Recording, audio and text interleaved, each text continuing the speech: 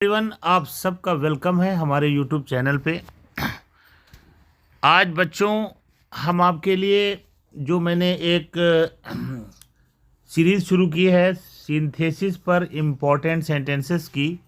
तो कल की वीडियो में हमने आपको पार्टिसिपल पर बेस्ड जो मोस्ट इम्पॉर्टेंट सेंटेंसेस हो सकते हैं वो मैंने वीडियो आपको प्रोवाइड किया था। आज की वीडियो में हम नॉमिनेटिव एब्सोल्यूट से रिलेटेड जो मोस्ट इम्पॉर्टेंट सेंटेंस हो सकते हैं उनको मैं आज आपके सामने पेश करूंगा। तो बच्चों, आप बहुत ध्यान से इस वीडियो को देखें और इसको समझें।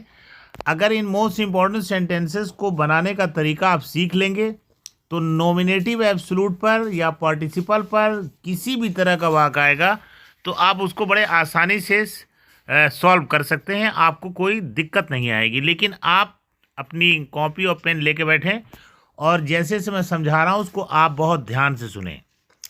देखिए, नॉमिनेटिव एब्सोल्यूट के बारे में पहले एक छोटा सा हमारा लेक्चर ये सुन लें कि नॉमिनेटिव का मतलब होता है सब्जेक्ट कर्ता और एब्सोल्यूट का मतलब होता है स्वतंत्र करना।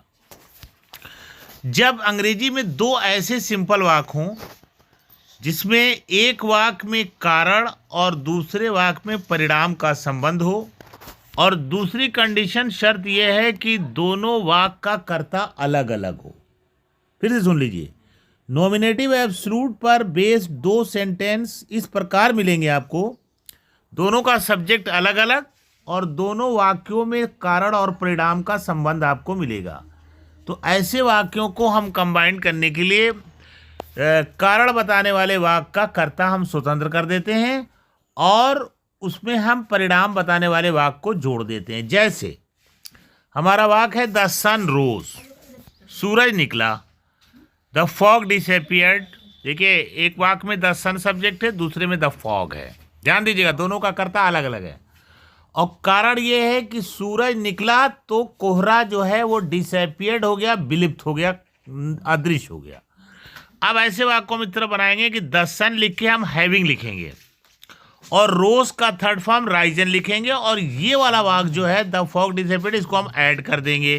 तो हमारा आंसर हो जाएगा कि the sun having risen the fog disappeared. ये हमारा ये सिंथेसिस बन गया। और वाक्य देखें जिससे आपका कॉन्सेप्ट एकदम क्लियर हो जाए। वाक्य है कि द किंग डाइड। पहला वाक्य है द किंग डाइड। उसके बाद है कि his eldest son came to the throne. देखिए, पहले वाक्य में द किंग सब्जेक्ट है और दूसरे वाक्य में हिज एल्डेस्ट सन। दोनों का सब्जेक्ट अलग अलग है और कारण ये है, कारण परिणाम का भी रिलेशन दिख रहा है साफ साफ कि राजा की मृत्यु हुई तो उसका जो सबसे बड़ा लड़का था वो ताज के लिए आ गया, मतलब सिंहासन के लिए वो करीब आया। तो हम क्या करेंगे, द किंग लिख करके हैविंग लिखेंगे और डाइड का थर्ड फॉर्म डाइड ही होता है, डाइड लिखेंगे और ये वाक्य हम जोड़ देंगे। तो हमारा आंसर बनेगा द किंग हैविंग डाइड। ठीक है, और उसके बाद हम जो उसका वाक्य है दूसरा वाला जोड़ देंगे, डाइड के बाद कॉमा लगाएंगे, फिर लिख देंगे his eldest son came to the throne. बच्चों, अब आप तीसरा वाक्य भी देख लीजिए ताकि और कॉन्सेप्ट क्लियर हो जाए। इसमें है कि द टीचर वाज एब्सेंट। पहला वाक्य है द टीचर वाज एब्सेंट। दूसरा है कि the boys left the class. देखिए, पहले वाक्य में द टीचर है सब्जेक्ट और दूसरे वाक्य में द बॉयज है और कारण परिणाम का रिलेशन दिख रहा है कि टीचर अनुपस्थित था इसलिए बच्चे जो है वो क्लास छोड़ दिए। हम इसको ऐसे बनाएंगे देखिए, अब यहाँ पर एक ध्यान दीजिए, यहाँ पर आपको जो पहला वाक्य है जो कारण बताने वाला वाक्य है कि द टीचर वाज एब्सेंट, इसमें सिर्फ एक क्रिया है वाज।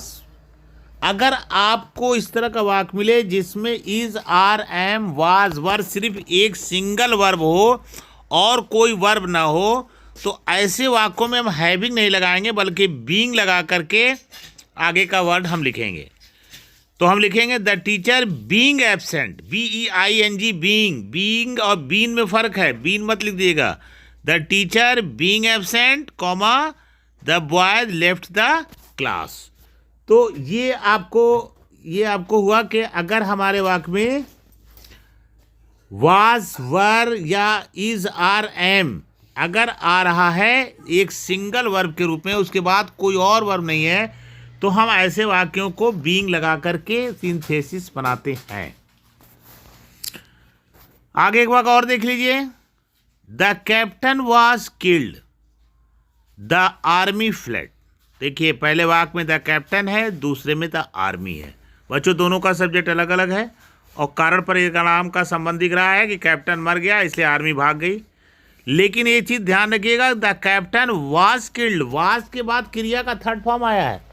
ये वाक्य जो है वो सिंपल नहीं है, ये एक पैसिव वॉइस है। जब किसी सहायक क्रिया के बाद, सहायक क्रिया यानी is, are, am, was, verb के बाद अगर वर्ब का थर्ड फॉर्म आता है, ठीक है, तो आप समझ लिए कि वो पैसिव वॉइस में है।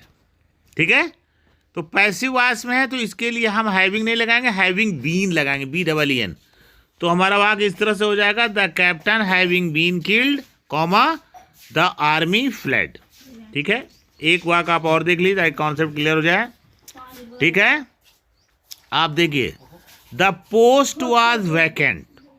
ठीक है, आई ऑफर्ड माई सर्विसेज।